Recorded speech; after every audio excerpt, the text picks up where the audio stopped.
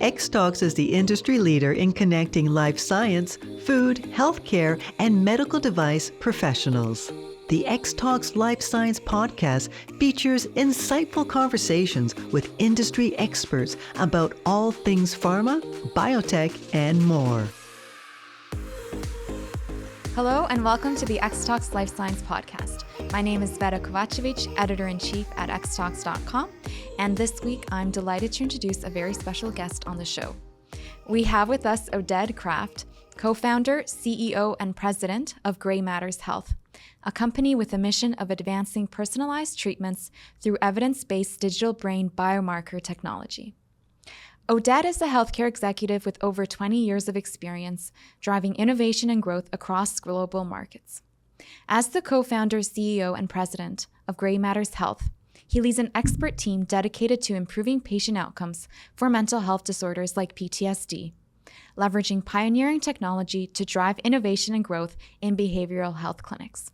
Throughout his career, he has held key roles at companies like GE Healthcare, Medingo-Roche, and Kornit Digital, where he led product strategy and development. Additionally, he has provided consulting to early-stage healthcare startups, guiding management teams in strategic growth, business planning, and project execution. To hear more about the innovative work at GrayMatters Health, let's now turn to Oded. Oded, thank you so much for being on the show today. Thank you very much for having me here. Very excited to be here. So to start us off, we know that PTSD affects millions of people worldwide, and the treatment landscape has evolved significantly. In your opinion, how would you describe the current state of PTSD treatment, and where does GrayMatters Health's approach fit into this space?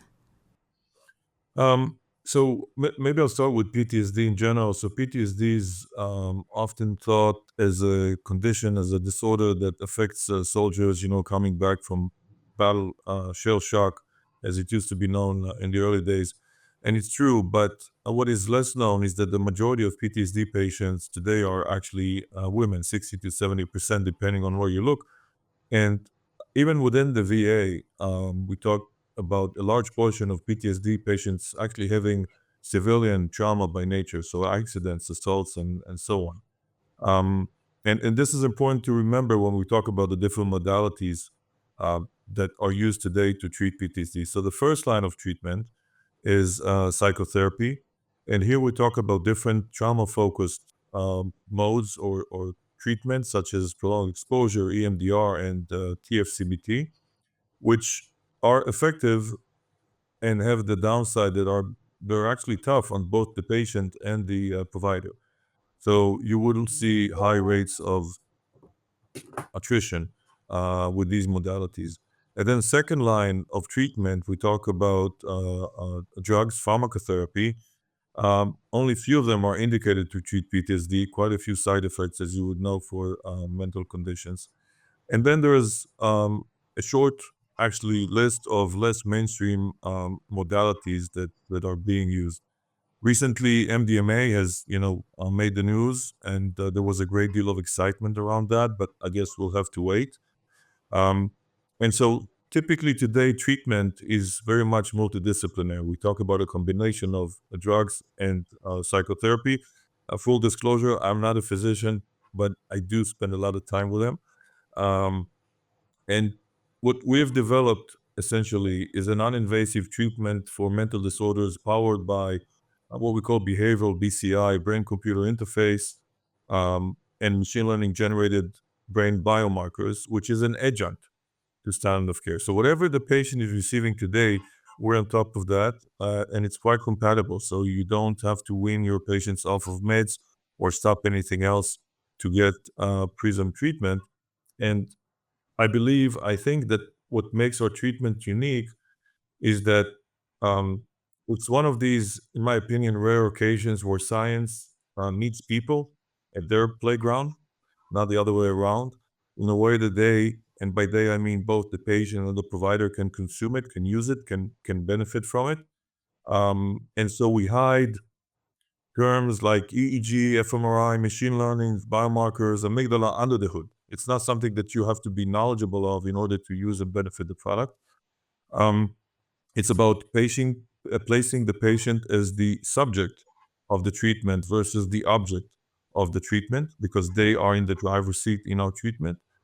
It's ubiquitous in the sense that the patient, once they're done with the official treatment, let's say at the clinic, it stays with them. So they can use that at their own, time, every day, every minute. And finally, it's about bringing objective precision psychiatry to the table. So I think all of that is sort of folded into this single product that we have today. Great. And could you tell us more about GrayMatters Health's mission and vision, particularly when it comes to innovations in accessible mental health treatments? Absolutely. So I'll take it back maybe 15 years when Professor Handler, Talma, who invented the core technology, actually came initially with the idea of using machine learning to merge EEG and or register EEG and fMRI data of specific brain regions. And the thinking then was about a treatment. And so when my partners and I, when we partnered with Talma 8 years ago, a little bit more by now, that was our vision, that was our mission, to take that science out of the lab and deliver treatments. And so for the first few years, we waited, we learned, we basically experimented different um, methods, ways of using that technology to deliver treatment. And again, that was our mission, to deliver brain biomarker based treatments for people with mental disorders, conditions. But what happened over the last few years is as we started to get deeper understanding of the biomarkers and the data that is collected throughout the treatment, we realized that there's far more that we can do. And so our mission evolved beyond just treatment, delivering a precision treatments. It evolved now to also delivering data-based diagnostics. Um, we can see that by analyzing the data, the way by which the patient interacts with the system in every treatment, we can leverage that to provide insights on the patient performance. In the future, it will be about the likelihood of the person responding to treatment by that much or by that much, and using that to diagnostics for treatment personalization and so on. So it's now really growing. And I love that because it shows how this platform is dynamic. Yeah, and the name of the company is very interesting, GrayMatters Health. Um, could you explain like the idea behind the company name and how it relates to the science that's being done? Yeah, I love that question. So, what comes to mind when you think about gray matters and a company that deals, with the brain and mental health is typically the gray matter within the brain, and that's true. But no DS at the end, which basically alludes to the fact that the matter is actually a verb, and it goes back to a very long day. We were sitting in Thomas' lab in the hospital, and I think it was back in 2019, and we were talking about how the experience matters when you do something, when you build something, a company, technology, and so on. So the gray actually refers to the gray hair or lack thereof. But there is a pun, of course, with the gray matter of the brain, and this always brings up a smile when I share people the story with people. Great. Now let's talk more about the scientific and technological innovation that the company does. So, how does the company's mission and their use of digital biomarkers, how does that aim to address the existing gaps in mental health treatment? Um, so modalities today typically pronounce or emphasize the fact that they treat symptoms. And with Gray and Prism and the biomarkers that we developed and are using, this is the first time, as far as I know, that someone is using the NIMH, the National Institute of Mental Health, uh, RDoC paradigm. RDoC refers to research of domain criteria. And essentially, it's a paradigm that says that instead of defining disorders by the statistical appearance of symptoms, as the DSM does, instead of that, consider that the conditions that we call depression, anxiety, and so on are really a manifestation of an imbalance of this or that domain, subsystem of the brain. And so they went on to define a few of these domains. There's the negative valence systems, the positive valence system, and so on. What we are doing with the biomarkers that we developed is really reducing this to practice. The amygdala-based biomarker is really representing the negative valence system. The reward system or the ventral striatum biomarker is representative of the positive valence system. And so in the future, you can foresee, you can envision a situation where a person, depending on the symptoms that they have, gets that treatment or this treatment at a different dosing level. And so I think that's the first time that this has been done.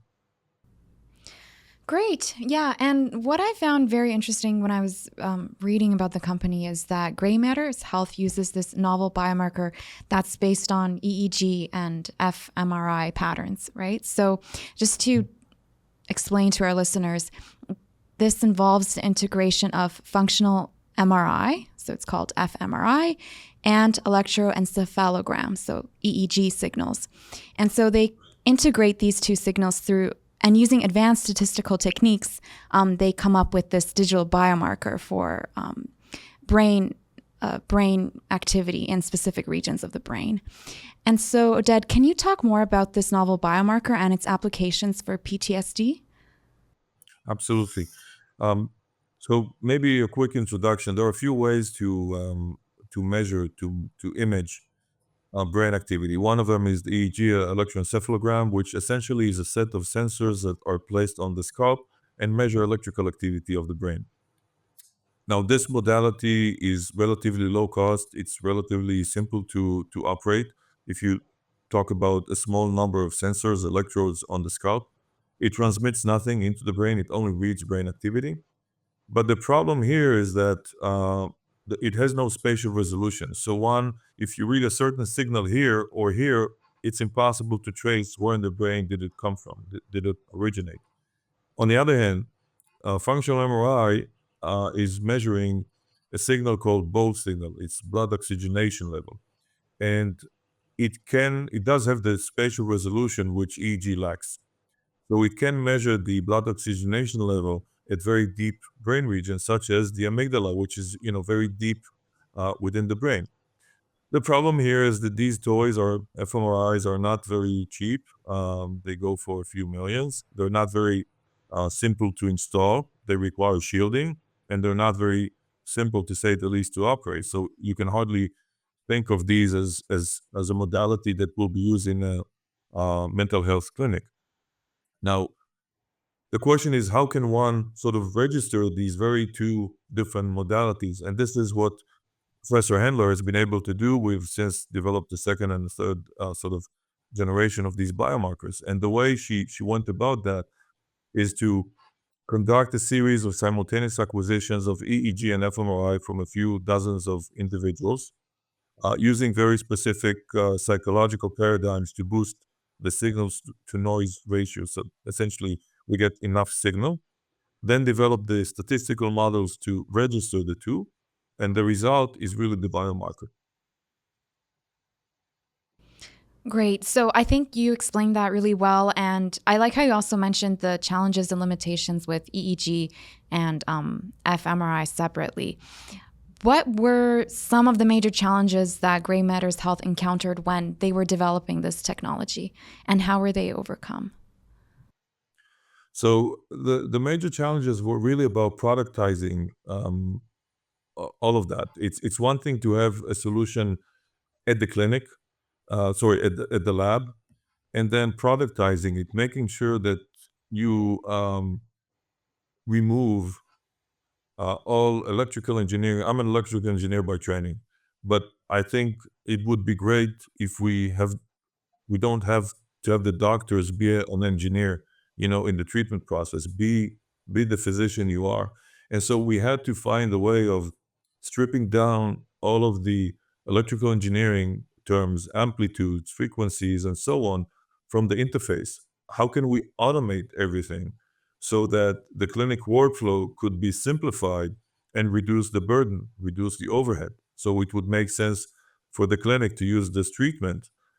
These were the main challenges that we had along the process. Yeah, and when it comes to under-resourced clinics and communities, how are you trying to ensure that the technology is accessible and scalable for them? So the state of mental health, actually across the globe, is such that there's a shortage of clinicians in general, right? And many of them operate out of network for various reasons. That's one side that we need to consider. The other thing is mental health parity is not always enough to ensure that novel technologies are made available short term to the populations that you mentioned. And the time for new codes is rather long, as you know. Now, when we designed Prism, um, we basically worked very hard to make sure that it's simple to install, it's simple to train, and the end product, Prism is a software that brings together a laptop, a monitor, and an off-the-shelf EEG. So it's very easy to achieve all of these. The installation and training time is typically less than 4 hours, including some hands-on experience. Then, while the treatment has to be prescribed by an HCP, a healthcare professional, it can be administered by a technician, somebody at the clinic that is not an MD, that is not a PhD. So here again, we're basically making it more accessible because more people can actually deliver the actual treatment supervised by a licensed healthcare professional. Regimen is relatively loose. We talk about 2 meetings, 2 sessions a week. So it's not as demanding as TMS and other modalities. And finally, um, there's no stigma. Many times today, different treatments are being, put aside because of the stigma associated with them or because of the side effects. And here, there's no stigma. I think learning how to use BCI, brain computer interface, to control brain specific activity associated with your PTSD, and there are hardly any side effects. I mean, the most common one we got so far is fatigue, because people get accustomed to operating, interacting, and engaging their brain in a new way. And maybe one other thing, there's the benefit of a skill. So it's not about the fishing, it's not about the fish, it's about the fishing rod, if you will, right? The patient is receiving, is learning a new skill, a new habit, something that stays with them. And so we had patients telling us how they use, the mental strategy that they pick on, that they find in job interviews, on the street, going to playground to play with their kids, endless number of reasons. So I think that's one step of making it more accessible. But I don't want to avoid, right? I don't want to duck the elephant in the room. So we are working with a team, an expert team, to ensure longer term, wider coverage for Medicare and Medicaid population. And I would love to speak with anybody who can help us accelerate the process. Great, that's very interesting. Um, Now, I know you mentioned this a little bit in the beginning, and maybe we can shift the topic to the broader mental health landscape in general. There was the news that the FDA recently rejected MDMA assisted therapy for PTSD. Mhm. And so, given this, how do you see the mental health treatment landscape evolving? And what role do you think GrayMatters Health can play in the future? Um, I think it's about removing the shroud of the unknown from the process of getting better. That's what we try to do every day. We try not to just show that there is a positive clinical outcome at the end, as we have in our clinical studies, but also demonstrate that we can provide some understanding along the process of how the patient is doing. This is not yet available, but I think that's where this is going to, and placing the patient at the center and providing this more personalized treatment is something that we're going to see more and more about. Great. Now, I'd like to ask you some questions about your career experience and background. And we know that you've had a career with leading roles in healthcare and tech companies. And so, how has this experience shaped your vision for GrayMatters Health? Um, I think it starts with people because I met quite a few. I call it serendipity. My wife calls it networking and hard work. So pick whichever. GE Healthcare was a very good school because you can learn how things ought to be done if you have the resources, if you have the process, if you have many good people around you.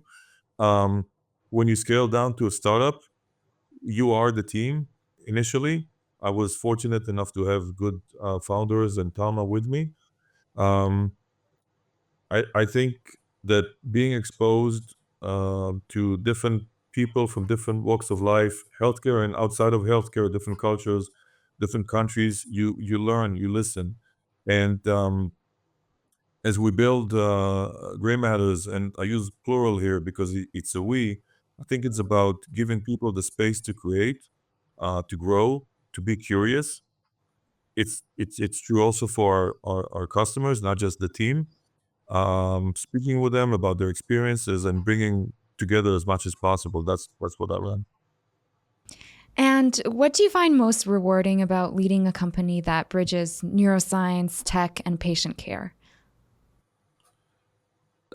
So again, it's about having this very unique intersection of science meeting people. I think both are fascinating. I don't always understand it, all there is to with either of them, but I think that's a part of being curious and keeping that question mark at the end sometime. So that's one. The second thing is about solving problems in pro, and seeing how we can deconstruct a problem and put the pieces back together um, to deliver something that generates value, patients, providers, and so on. And it's seeing how the science can meet people in their own lives and not on their own terms, let's call it, and not necessarily where you would think. And at the end of the day, it's about getting those testimonials from patients, through our customers, the clinics. Um, Either way, I mean, WhatsApp, emails, just talking, I think it's beautiful. And every time we get that, we share that with the team because they deserve that. And looking ahead, where do you see the company in the next 5 to 10 years? And could you share what are your primary or main goals as CEO? Yeah. So look, we're building a product while building the team, which is interesting because we have to keep everything balanced, right? Um, we have a team training opening up 2025 right now in Philly, and so I think that's really about that. It's we see that Prism and the technology behind it is not just a product to deliver PTSD treatment. We can see now that it is a platform. It is a platform for more treatments. It is a platform for diagnostics and even more. These are not available yet, but we believe that they will be. And I think that's our vision right now, to build a company that makes a positive impact on the lives of people, be it patients, be it providers, and also allowing our employees to grow and develop and create. Great. And are there any final words or final messages you would like to share about what you think can be like the future of mental health care? I'm an optimist. I started with a sigh. I don't know why, but I'm an optimist. And I believe that we will be able to remove some of that shroud. We will be able to demonstrate how mental health is brain health. And we'll be able to do it science based, data based, and evidence based. Great. Thank you so much for sharing. And thank you very much, Oded, for being on the show today. We really appreciate your time for this insightful discussion. Thank you, Vera. Thank you very much. And that's the end of this week's episode of the Xtalks Life Science Podcast. If you like today's show, don't forget to rate, review, and subscribe. Thank you, everyone, and we'll see you next week. Bye.